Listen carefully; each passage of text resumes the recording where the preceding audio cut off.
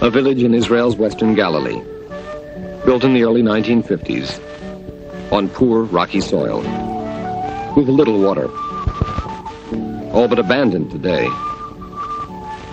Still, a few cling to the past.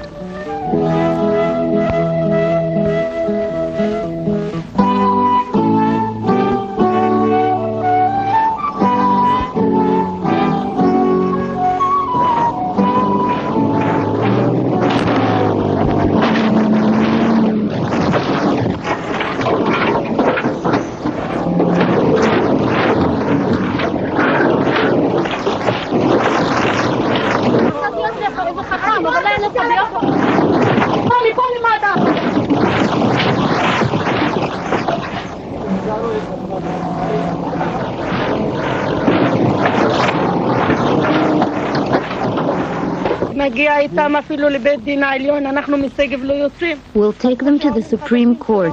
We're not leaving Segev. They thought that new immigrants from Morocco and Tunis who were small merchants could build an agricultural village here. That's that. We couldn't make it go. Then, when our children came forward and wanted to reorganize the village, the authorities wouldn't help. They said that the idea of an agricultural village here was a failure. And that was that. I don't want money. Money's not important. I sank my life into this place since I was 16. Now when I'm 40, how can I leave? Rural settlement activity in the Segev region started as usual based on agriculture. Because in those times, agriculture and settlement were synonymous. We did not succeed because it's a poor area.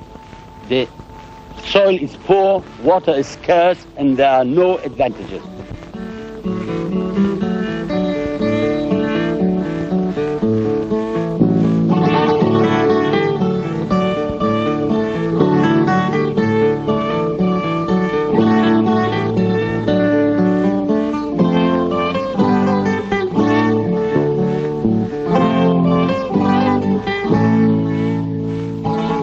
We had to find something new. It took us 15 years in Rehovot Settlement Study Center to elaborate quite a new model of settlement, the non-agricultural rural settlement. It is small communities based on sophisticated agriculture and scientific services. What we're trying to do is to bridge over something unbridged up to now in the world, namely the use of modern technology and scientific advances, but to conserve the basic values of the individual and to create communities of values. It's a new idea, and it's been taking shape since 1974. Out of a planned 12 settlements, 11 are already in various stages of construction. The project is planned as a regional network of interrelated settlements in a framework of strong regional cooperation. The typical settlement is planned for 200 families, plus public buildings and structures for small industry. Larger industrial enterprises will be located in a regional industrial park under construction.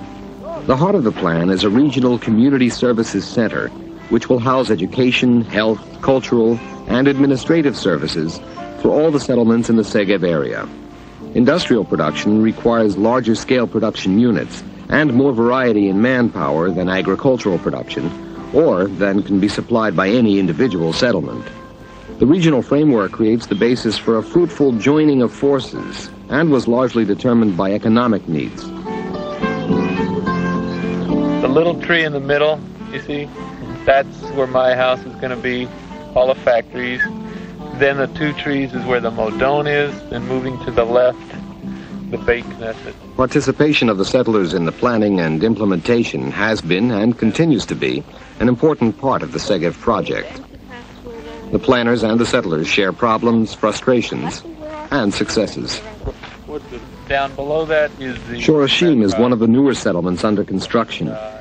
The people moving in here met and organized in Los Angeles. Concern ourselves with is when we plan this area to go that way, where are we going to get the funding for Beit Knesset? Even if we have to leave this open because we don't have the funding for it, we can still move some of these houses down around in this cluster because there's really nothing there. I like actually where my house is. I mean, some people like a lot of land, but yet they want the view, and I don't see how you can have both. I think you have to get out of the cluster if it's too Well, that's the argument in this group. Someone's going to have to leave, and obviously it's not you. Well, I think some people want to vote on it or something. I think this open space is extremely important. And someday when we are, 100 families, and if you can imagine this filled in with houses, you're going to have a lot of kids, and this might have to be a playground. I don't know. It's enormous. There's room for a cluster and... So you have basketball, you could have a swimming pool, you could have I don't know. It's really interesting the way the architect planned this thing. Instead of, as most architects do, putting it on a piece of paper in his office and then bringing that paper and imposing it on the land, we all went up there and we looked around and we decided in place what would be best fitted to go where. And being on the site, you could really see what would be good here and what would be good there. And it was, in fact, a better way to do it because the result of the planning, I think, is much more fitting to the land. There are endless delays. Red tape and bureaucratic delays and delays with getting a road up there. There's not even a road to get to the site to do the construction work. Then, of course, there are funding problems. I mean, this whole process was started years ago. And it doesn't look as if it's going to move along very quickly in the near future. So we are now waiting in a temporary place while the planning and the construction of this goes on. The temporary site we're living in now there's nothing wrong with it. It's perfectly comfortable, but it's not our site. And people have been waiting for a long time. It looks as if they're going to be waiting for a very long time before the place is built. And living on a site that's not your own, you don't really want to develop the land. You can't change your house. You can't do anything really permanent to the house you live in because it's not yours. The first group that organized for settlement in 1974 lived in these temporary quarters while the plans for their settlement were being completed. Today, the group is Moshav Yad. One of the founding members remembers life in the trailer park. I remember it as a very positive period for the Society of Yad. There was a feeling there that we were going through our birth pangs as a group. Temporary quarters with everything that goes with them. We created our own employment, and only when we worked together and could see ourselves in all kinds of situations did we see our way to becoming an integrated social unit. So, actually, living in a trailer camp wasn't so bad for us because it was also a positive experience.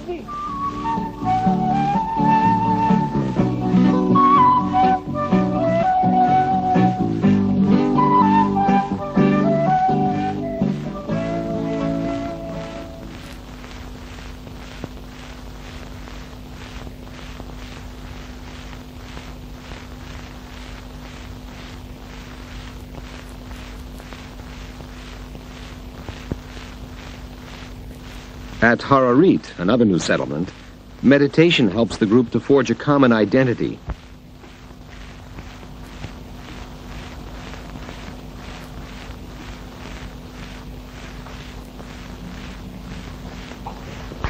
We are having up to 200 families here, we're told, and most of the families here, if not all, came here because this settlement was different from any other settlement. We came here to form what we call an ideal society.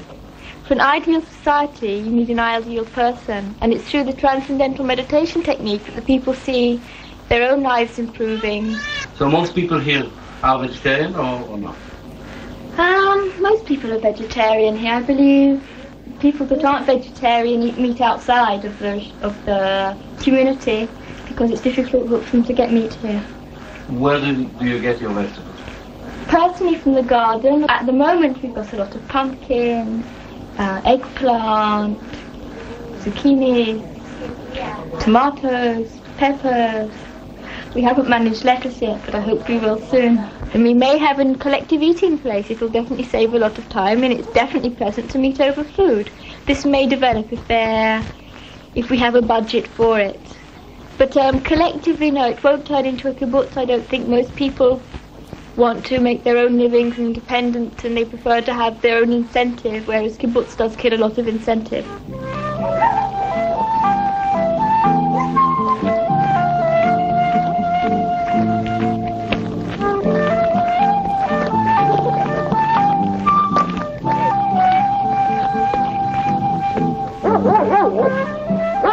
temporary quarters will soon be joined by permanent structures where the settlers of Hararit will shape their future together. Among their plans, to build and operate a health-oriented vacation resort. It's going to be a community in which everybody achieves what they wish to, and people will live in harmony, and already do live in harmony between them, each person respecting each other's differences, and yet with a common link between them, not the link of the meditation, but the link of being people.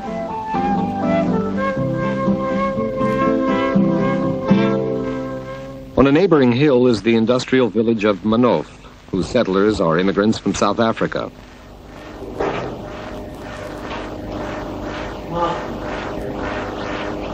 This photographic laboratory is wholly owned by the association of the settlement. In other words, all the members have an equal share in this particular industry. And that was basically the way we started out. But subsequently we've come to realize that because of the makeup of the people on the settlement, and also because of the economic realities, that having central industries is not necessarily the answer. Central industries, I mean wholly owned industries. And we've therefore come to a number of formulae for the establishment of industries which are partnerships between individuals and the association, partnerships amongst people themselves with other ties than a partnership with the association. And we're trying at this point in time to limit the number of variations, but it's a lengthy process, and we have got to get down to a basic principle that will allow for the various types within the settlement.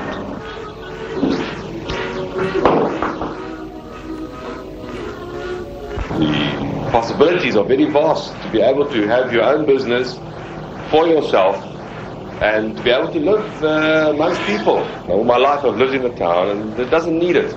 Here you can be able to live in a town and in a village at the same time. You're half an hour from Haifa. It's not a thing to travel. And it's very easy to live here. You have your own time, your own schedule. People come to you to buy, which is very nice. And it can be a very nice thing. When the factory comes in, we will supply the towns. And from there we can take it. I've been in the butcher game all my life. I've never had anything else to do. It's quite a few years now. But it's a nice game because you've got to enjoy it. You've got to be able to create things. The stuffed chickens or the corn briskets and the rolled beef and the steaks. Even to make cut a beautiful piece of steak, one is appreciated. It's one of the nicest things that I enjoy about my job. The mincemeat and the goulash is the staple diet. But the idea of creating things which hasn't been done before, this is what's interesting about my job.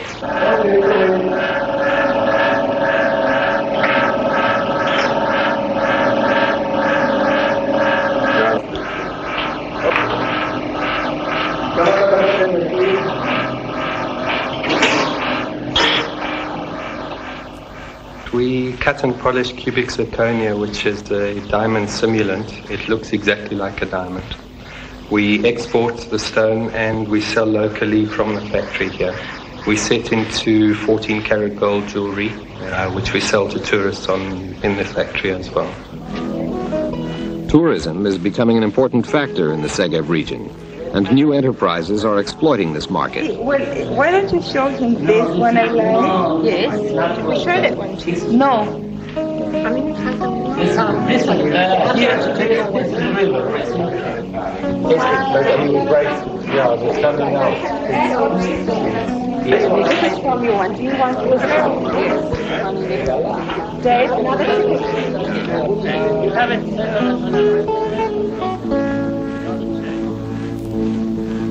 There are those people who believe that industry and livelihood is the most important aspect of the village.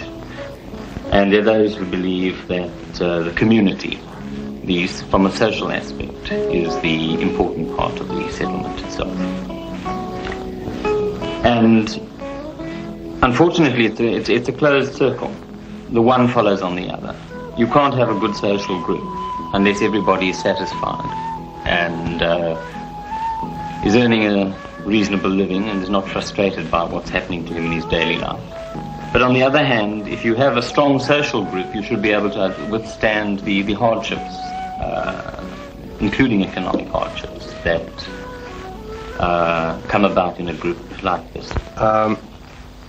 I think that people socially working in the industries are going to have to find a way to be able to work together. We're at the moment in a very difficult situation in terms of industry.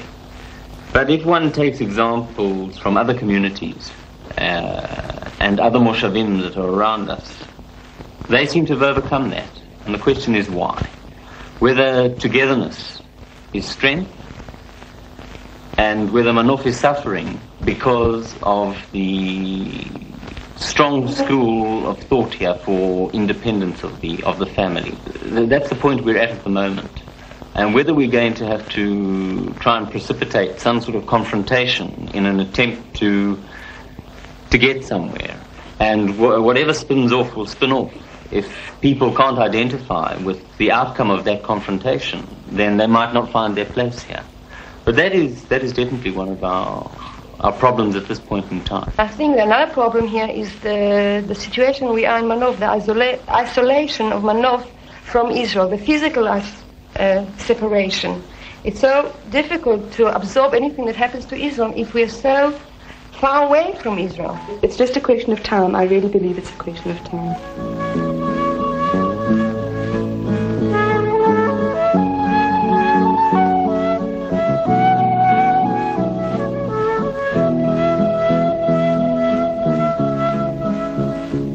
In 20 years' time. Well, paradise, if we can make it that. But I hope that we're going to have a flourishing settlement with somewhere 200 families living here, with industry supporting almost all the families. Not all the settlers find their niche in industry.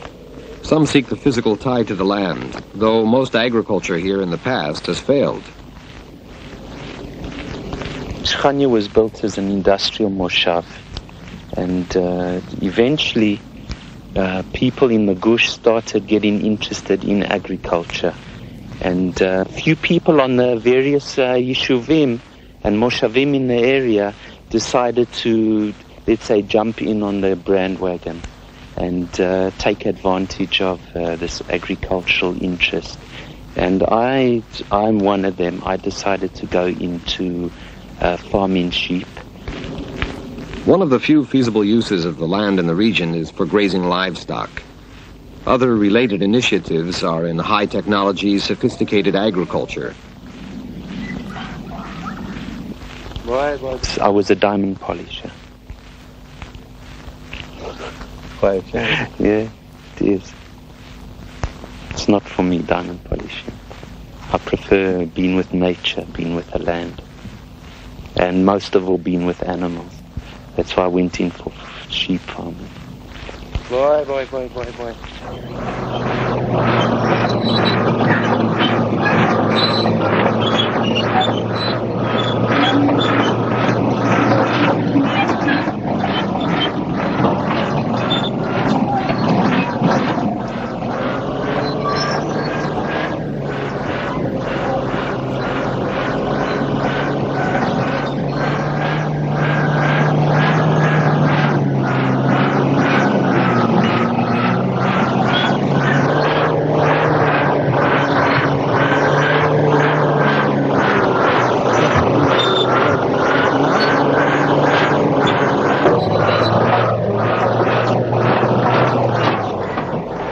Preparing the area for the sheep pen that I'm building. It is risky, but I believe if you put your heart into it, that you can succeed in it. Almost all the effort in economic development, however, remains in industry. Enterprises have been started throughout the region. In Koranit, they manufacture door hinges and locks.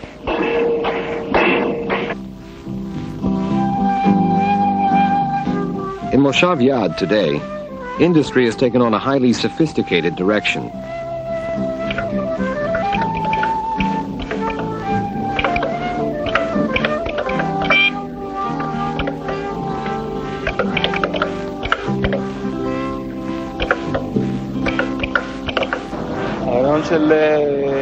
The idea actually began one evening in a friend's apartment in Haifa.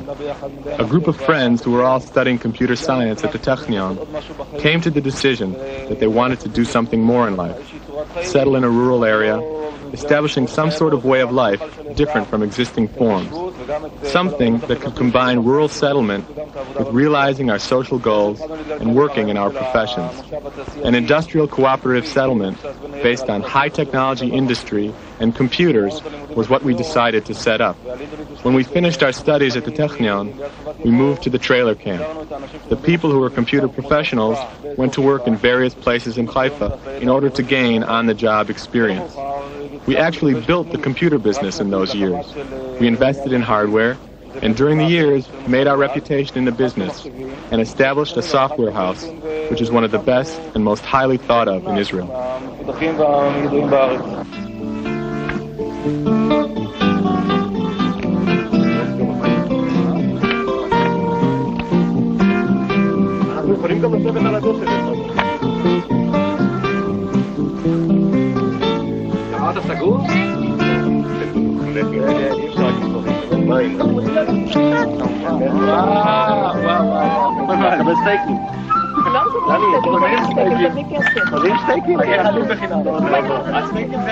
The people who live here want to live in a cooperative moshav. I personally want to live like this. I like it. It's a value system I identify with and want to live. So I live here. In this lifestyle, a person is linked to a place very strongly. Each one of us has a very direct impact on his own life, each day, something you can't have in a town or city. This form of settlement suits me and my personal goals, not necessarily high ideals. We believe that each person contributes to the best of his ability, and the return that each individual receives is equal. In this way, we divorce ourselves from the system, which determines a person's position in society solely by his economic value. The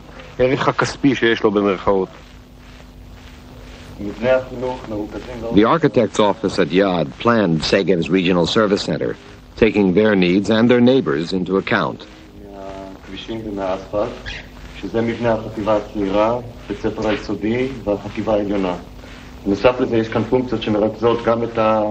In addition, we have here the services for the school together with community facilities. These are the library, offices, and a small auditorium. There are two separate vehicle approaches, one which goes up here to the parking area for the school, and another that leads down here to the sports field and auditorium. Near here are other areas which serve the community, including the swimming pool and indoor basketball court. The emphasis is on the region as a whole, rather than on each individual settlement.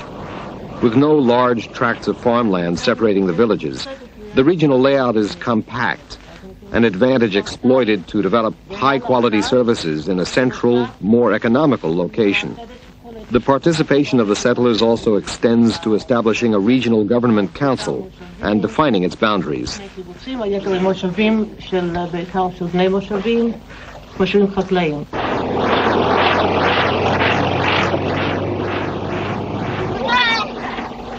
The educational system is planned with the participation of the settlers and operated by their representative regional council.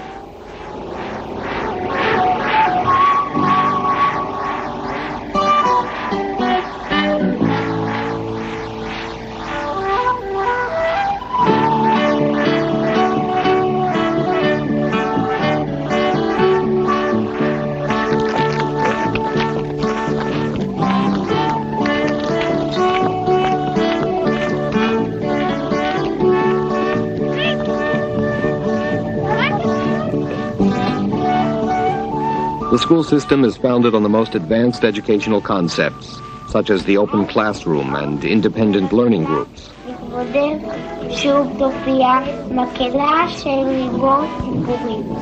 עכשיו מההתחלה תקרא אלעד. עננים מזמרת אין. אוקיי, תיאור קצר של המסלול. אנחנו יוצאים מיד, פונים שמאלה לכיוון העלייה. The Segev cross-country race, an annual event. Runners of all ages from all the settlements participate. It's an example of the indigenous social and cultural life of the region. The route of the race winds through Yad, Atzmon, Yodfat, Moreshet, Shchania, Koranit, and Manov, with runners huffing and popping through forests and hills which saw few visitors in the past.